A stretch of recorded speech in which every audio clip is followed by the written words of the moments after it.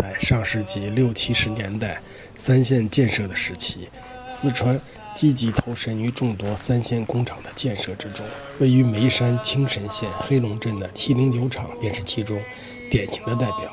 709厂全称是兴华仪器厂，其始建时间为1970年，竣工代号是867，而对外联络的信箱则是709号信箱，所以人们称它为709。伴随着时代的不断变迁，昔日那轰轰烈烈的工厂逐步走向了衰落。2006年，兴华仪器厂正式宣告破产。破产后，人们陆续迁至眉山和成都，此地彻底沦为一片荒凉的废墟。我们悄然踏入这片荒芜之地，去领略一番它的落寂与苍凉。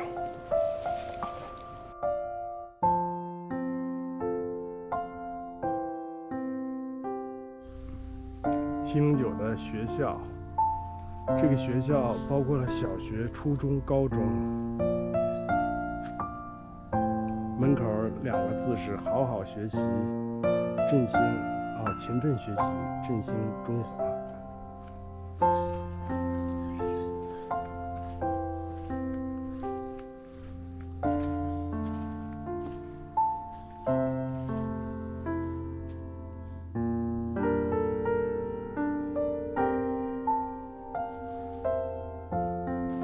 从下面看，3层的教学楼保存很完整。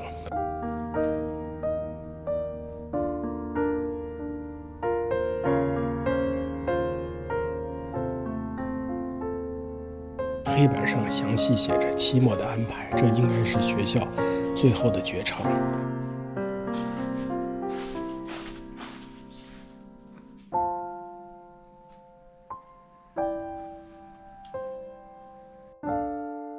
这个教室明显偏小，因为这个厂子是最多收拾2000多人，应该子弟也不算很多吧。这应该是化学实验室吧，有好多烧杯啊、试管啊、瓶子啊。实验室墙上写的《沁园春》，上面有学生实验规则、实验安全规定。上了2楼，光线就明亮多了。教室的黑板上清晰地写着一些人名，旁边还标记着1998至2000年的时间段，这大概是有人重游此地时由衷发出的感叹。破碎的窗户爬满了翠绿的藤蔓，构成了一幅别样的画面。虽然这里已经荒废，无人问津，可藤蔓依旧发芽，向着阳光伸展，它们似乎在述说着曾经的故事。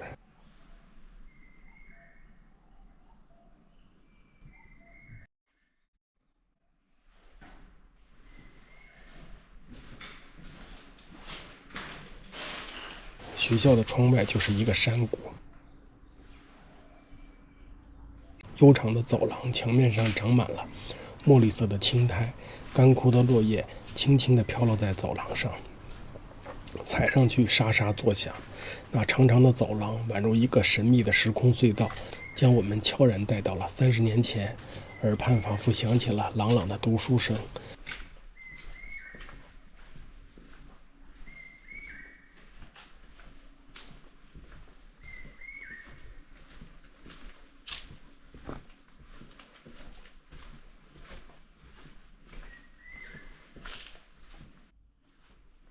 学校的顶层被毁坏得最为严重，屋顶几乎都坍塌了，露出了蔚蓝的天空。植物在这些空洞中疯狂地生长。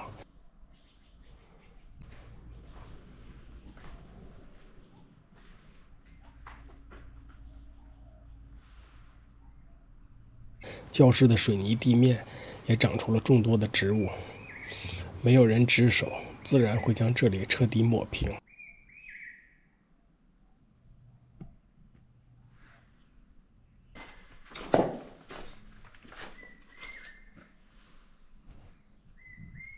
坍塌的屋顶让教室里充满了阳光，雨水让木质构件慢慢的腐朽，变得脆弱。墙上是新华仪器厂子弟学校的一览表，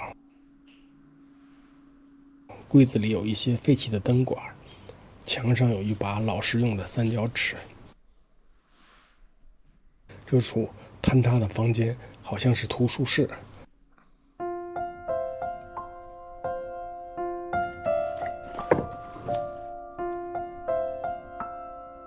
据说这所学校以其高水平的教师而闻名，曾经几百名学生怀揣着梦想，从这个校门意气风发地走出去。国营新华仪器厂和其他大多数三线厂一样，对外界来说非常神秘，但对内部来说，厂区却是一个繁华的小世界。厂区内配套设施齐全，包括宿舍、医院、俱乐部和学校等。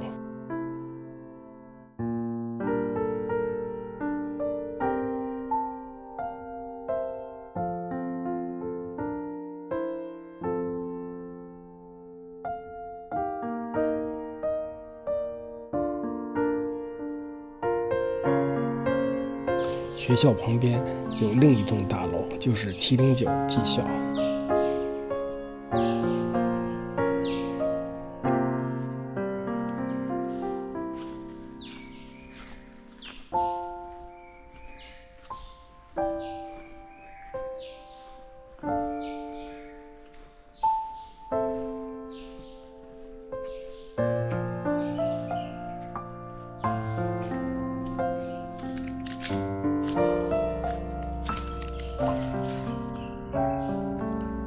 这是当时这儿的技校，让无业者有业，让有业者乐业。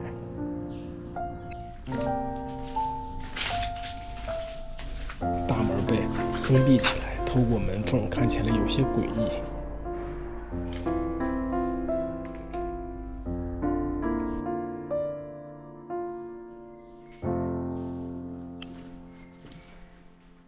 保卫科的时钟在某一年就彻底停止了。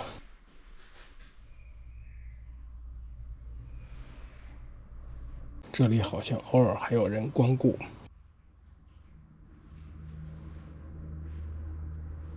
曾经的篮球场几乎已经被荒草覆盖。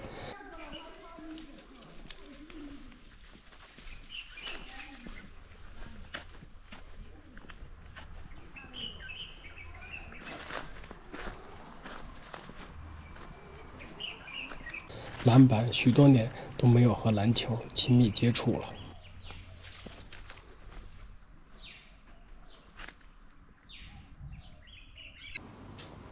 被丢弃的电焊防护面罩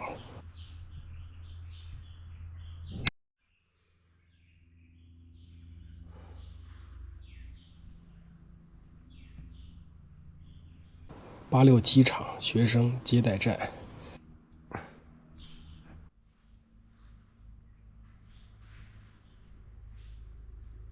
这是学校的图书室，桌面上还丢弃着一些图书。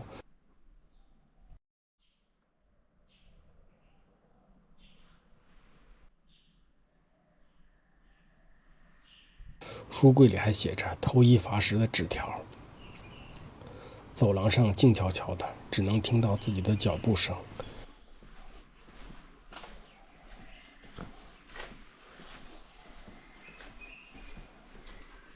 黑板上不知谁留下的最后的板书。教室的墙上贴着一些学生的素描作品。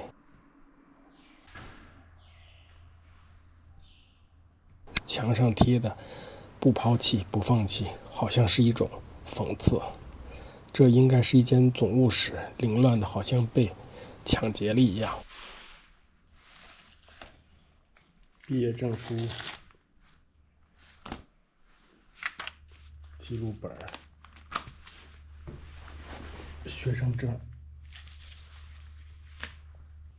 这应该是学校的总务室。墙上有一个合格技工学校的牌匾。墙上的校训。办公室异常凌乱，应该被很多人翻过。这件 T 恤衫上还留着技校的名称。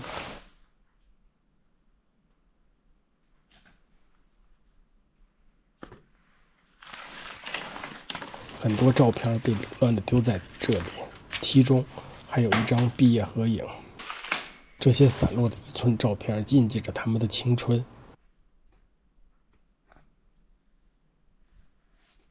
会议室的墙上挂满了代表荣誉的奖状，曾经象征学校荣誉的校徽就这样悄声无息地散落在角落。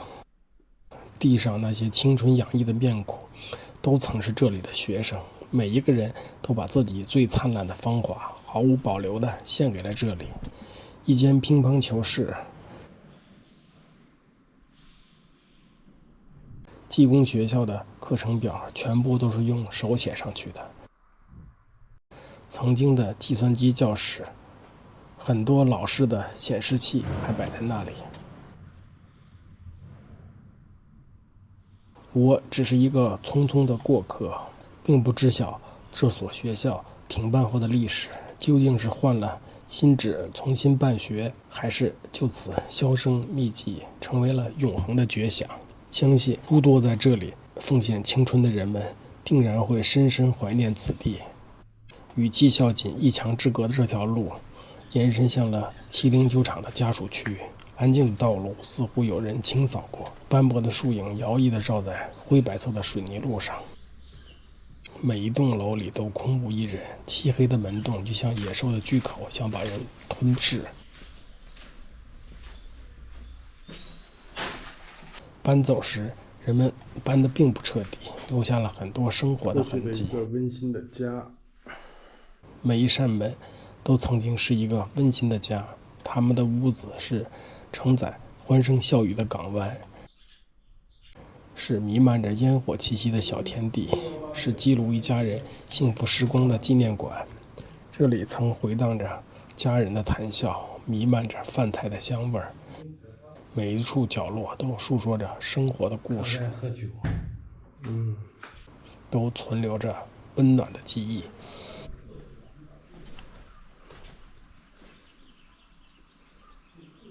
709场的生活区非常庞大，这些路连接着不同的区域。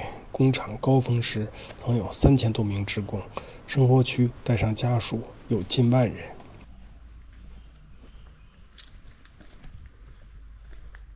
据说2017年最后一批职工彻底搬离了这里。这是曾经的幼儿园，就处在生活区的中心位置，如今这里大门紧锁。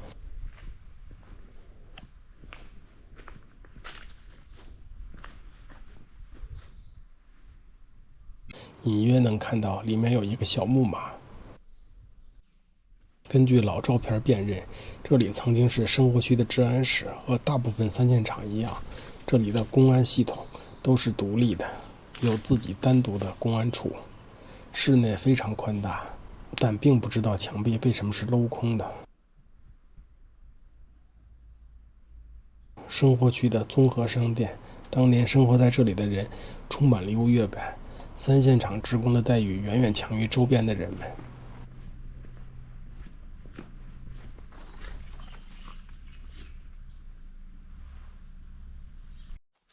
踩着落叶在一栋栋建筑之间穿行，感受着充满岁月痕迹的3线厂，仿佛走进了那段尘封的历史。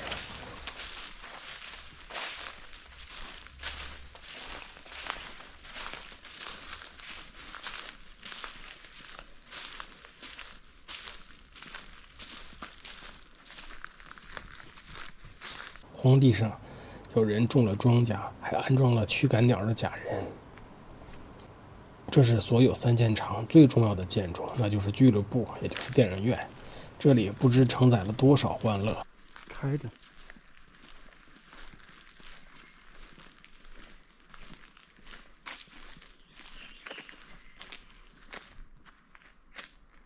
俱乐部的门厅、巨大的窗户都消失了。这是一个标准规模的俱乐部，大概能够容纳1000多观众。电影演出、各种大会都会在这里举行。房顶的隔音板很多都脱落了。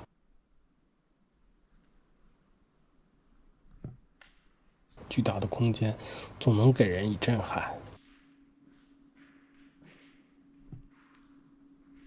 一共是30排，每排40个，能容纳1200人。影院的凳子是标准的折叠式，没有人的时候可以立起来，方便通行和清扫。从后台望去，这里充满了戏剧性。舞台上的标语可能是这里最后一次绝唱。俱乐部后面的一扇门上写着歌舞厅，严禁小孩入内的标语让人一看就知道这里曾经是个暧昧的场所。宽敞的场地应该就是歌舞厅。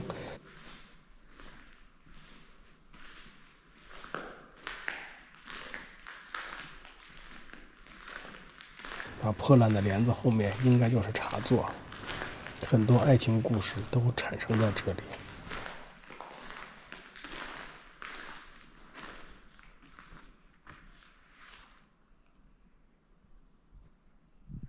地上一堆音乐磁带，很多年轻人已经不认识这是什么了。墙上是价目表。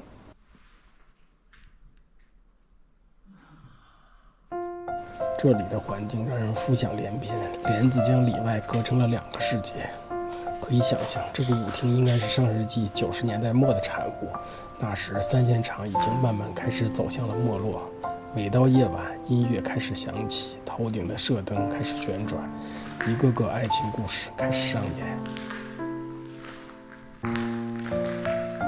在时代的浪潮中，舞厅虽然消失了，但依旧留下了难以磨灭的印记。地上扔着大量的磁带和唱片，它们里面都存着美妙的音乐。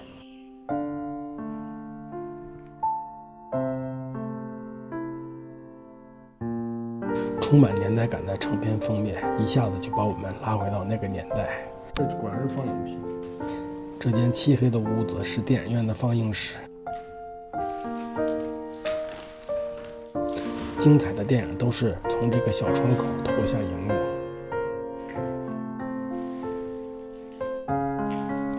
潮湿的房间布满了苔藓，风雨慢慢地侵蚀着它的风貌。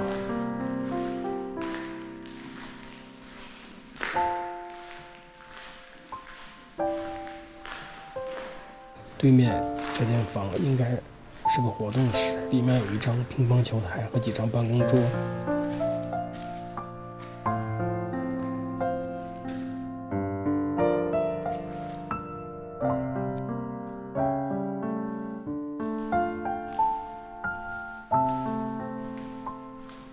这栋建筑的屋顶塌了，大梁将墙壁撞出了一个大洞。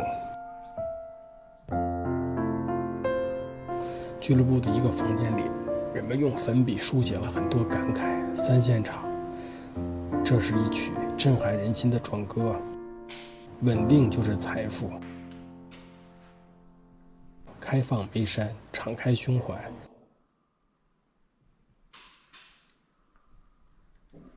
这个柜子还装满了当年演出时的服装。这是充满感情的对三线场吟唱的挽歌。这座喷泉已经有几十年没有喷水了。